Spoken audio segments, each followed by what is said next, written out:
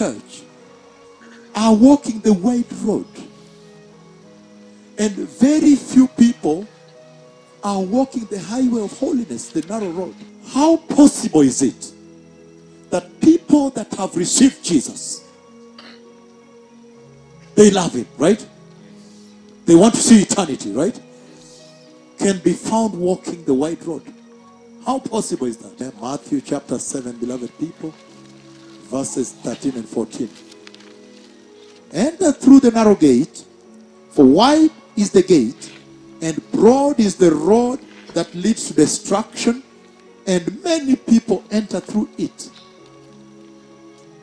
Verse 14, it says, but small is the gate, and narrow is the road that leads to life, and only a few people are found walking there.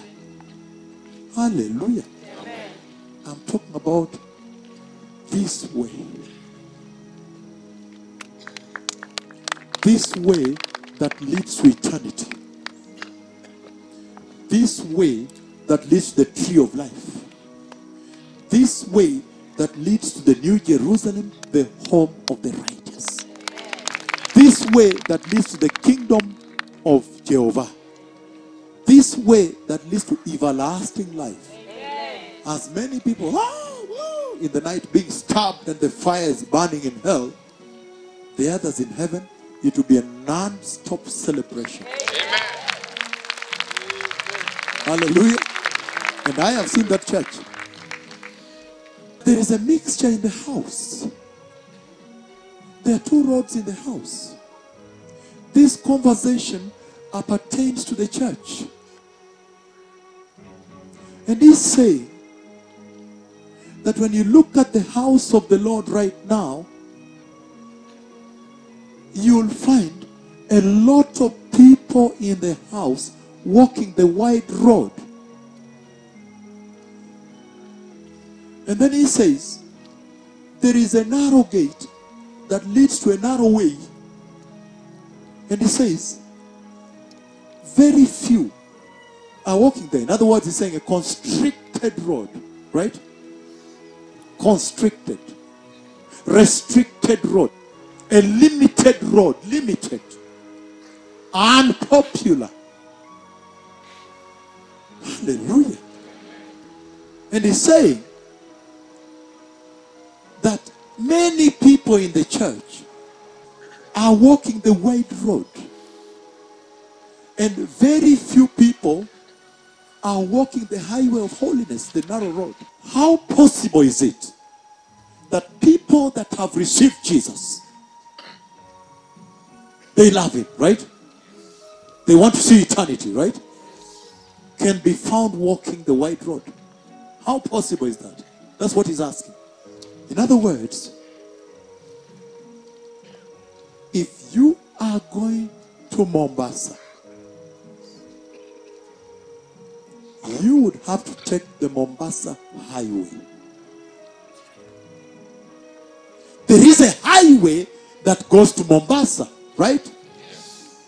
Or Nakuru, there is a Nakuru highway. And when you get somewhere, it says 50 kilometers to Nakuru, just keep going. You are doing well, you're going to make it, right? And he's saying that there is a wide road in the church. How can people that love life and love God and love eternity and hate hell can be found in large numbers walking the wide road going to hell? Except that the devil lied and labeled it to heaven.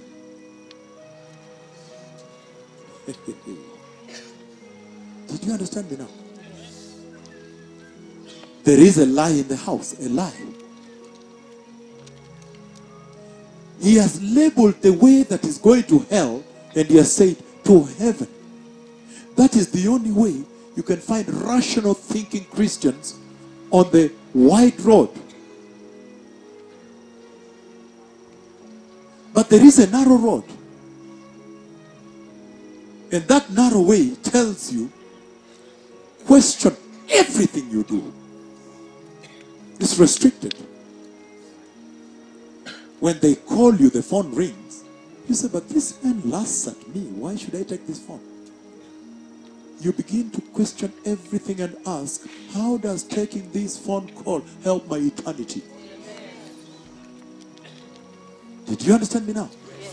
And then you'll find that you're going to reach a place where you're saying, no, there are certain things I'm going to cut out for the sake of eternity. Hallelujah. So that your life becomes restricted. However, there is a recompense. There is a reward which is greater than this short suffering here. Hallelujah. So the Lord is speaking to the church very clearly, and He's saying, this way that I prophesied, January 15, 2017, appeared 11 March 2018, is a narrow way.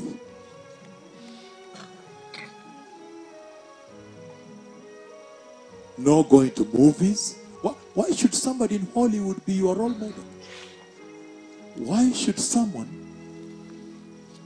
immoral man be your role model, or immoral woman? Do you understand how you begin to restrict? Yes. Because eternity is too precious. I have seen the entry of the church. You cannot even say, no, you see, we're in the city. It was just a social evening with colleagues at work, but I was drinking Coke. I was not really drinking alcohol. What are you doing in the nightclub? What are you doing there? You say you're drinking Coke. What are you doing in the devil's den? We know what alcohol has done to marriages, right? Yes. To families, to children, people's sons and daughters. But how about, no, I was just, with colleagues, I was just taking Coke, I was not, How about if you walked out and they throw something into your drink? And you come back and then after a while you want to start dancing around? When you go to a fish market, you can only come out with what? Fish. Fish. Yes.